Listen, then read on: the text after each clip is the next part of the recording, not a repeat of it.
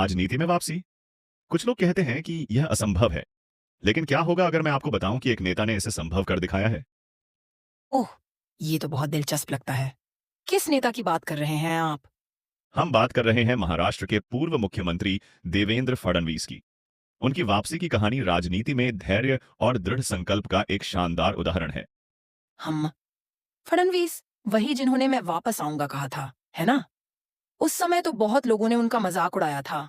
बिल्कुल सही। 2019 में जब उन्हें सत्ता से हाथ धोना पड़ा, तब उन्होंने यह बयान दिया था। और देखिए, 2024 में वे वाकई वापस आ गए। यह सिर्फ एक वापसी नहीं थी, बल्कि एक शानदार शानदार जीत थी। वाह! ये तो वाक़ई में अद्भुत है। लेकिन क्या आप बता सकते हैं कि उन्होंने ये कैसे किया? मेरा मतलब है, राजनीति में इतनी बड़ी वापसी करना आसान तो नहीं होता। देखिए, फडणवीस की सफलता का राज उनकी लंबी सोच और धैर्य में छिपा है। विपक्ष में रहते हुए भी उन्होंने जनता से संपर्क बनाए रखा। हर छोटे बड़े मुद्दे पर उन्होंने आवाज उठाई, और सबसे महत्वपूर्ण, उन्होंने अपनी रणनीति पर भरोसा रखा। ओह! तो यही वजह है कि 2024 में उन्होंने सबको चौंका दिया। क्या आप इस रणनीति के बारे में कुछ और बता सकते हैं? बिल्कुल। फडणवीस ने एक मास्टर स्ट्रोक खेला।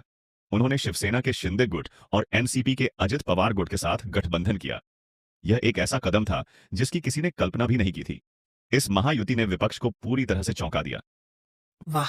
यह तो वाक़ई में एक बड़ा राजनीतिक दाँव था। लेकिन क्या यह गठबंधन सिर्फ चुनाव जीतने के लिए था या इसके पीछे कोई लंबी सोच भी थी? देखिए, फडणवीस की रणनीति सिर्फ चुनाव जीतने तक सीमित नहीं थी। उन्होंने महाराष्ट्र की राजनीति को नया आकार देने की कोशिश की। यह गठबंधन राज्य में स्थिरता लाने और विकास को गति देने के लिए था। उन्होंने हर घटक दल को साथ लेकर चलने की कोशिश की। हम यह तो वाक़ई में एक बड़ी चुनौती रही होगी। क्या आपको लगता है कि यह गठबंधन लंबे समय तक चल पाएगा? यह एक अच्छा सवाल है। देखिए, राजनीति में कुछ भी निश्चित नहीं होता, लेकिन फडणवीस ने इस गठबंधन को मजबूत बनाने के लिए कुछ स्मार्ट कदम उठाए हैं। जैसे एकनाथ शिंदे और अजित पवार को उप मुख्यमंत्री बनाना। यह कदम गठबंधन में संतुलन बनाए रखने में मदद करेगा।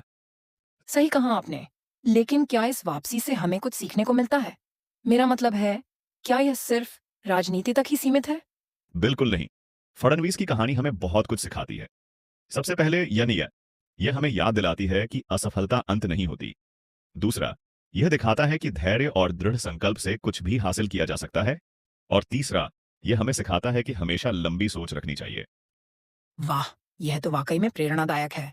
क्या आपको लगता है कि फडणवीस की यह वापसी महाराष्ट्र की राजनीति को किस तरह प्रभावित करेगी? देखिए, फडणवीस की वापसी से महाराष्ट्र की राजनीति में निश्चित रूप से बदलाव आएगा। उम्मीद की जा रही है कि राज्य में अब स्थिरता आएगी और विकास को गति मिलेगी। लेकिन साथ ही यह देखना भी दिलचस्प होगा कि वे विपक्ष के साथ कैसे तालमेल बिठाते हैं। हाँ, यह तो सच है।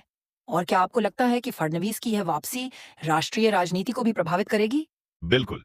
महाराष्ट्र जैसे बड़े राज्य में होने वाले बदलाव का असर पूरे देश पर पड़ता है। फडणवीस की वापसी से भाजपा को निश्चित रूप से मजबूती मिलेगी। साथ ही यह अन्य राज्यों के नेताओं के लिए भी एक प्रेरणा का स्रोत हो सकता है। सही कहा आपने।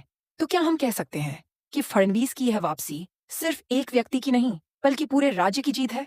बिल्कुल। फडणवीस की वापसी सिर्फ उनकी व्यक्तिगत जीत नहीं है। यह महाराष्ट्र की जनता के विश्वास की जीत है जो उन्होंने फडणवीस पर जताया। यह राज्य में स्थिरता और विकास की उम्मीद की जीत है। और सबसे बढ़कर, यह लोकतंत्र की जीत है जहां जनता के फैसले से नेता फिर से सत्ता में आ सकते हैं। वाह! यह तो वाक़ई में एक बड़ी बात है। तो अंत में, क्या आप कुछ ऐसा कहना चाहेंगे, जो हमारे श्रोताओं को प्रेरित कर सके? हाँ, बिल्कुल। मैं यही कहना चाहूंगा कि फडणवीस की कहानी हमें यह सिखाती है कि जीवन में कभी हार न माने। चाहे आप किसी भी क्षेत्र में हो, अगर आपके पास दृढ़ संकल्प है, धैर्य है और अपने लक्ष्य के प्रति समर्पण है, तो कोई भी चुनौती आपको रोक नहीं सकती। याद रखिए, हर असफलता एक नई शुरुआत का अवसर होती है। बस अपने सपनों पर विश्वास रखिए और उन्हें पूरा करने के लिए लगातार प्रयास करते रहिए। बहुत खूब। यह वाक़ई में एक प्रेरणादायक संदेश है। मुझे लगता है कि फडणवीस की यह कहानी न सिर्फ राजनेताओं के लिए बल्कि हर उस व्यक्ति के लिए एक सीख है जो जीवन में कुछ बड़ा हासिल करना चाहता है। बिल्कुल सही कहा आपने।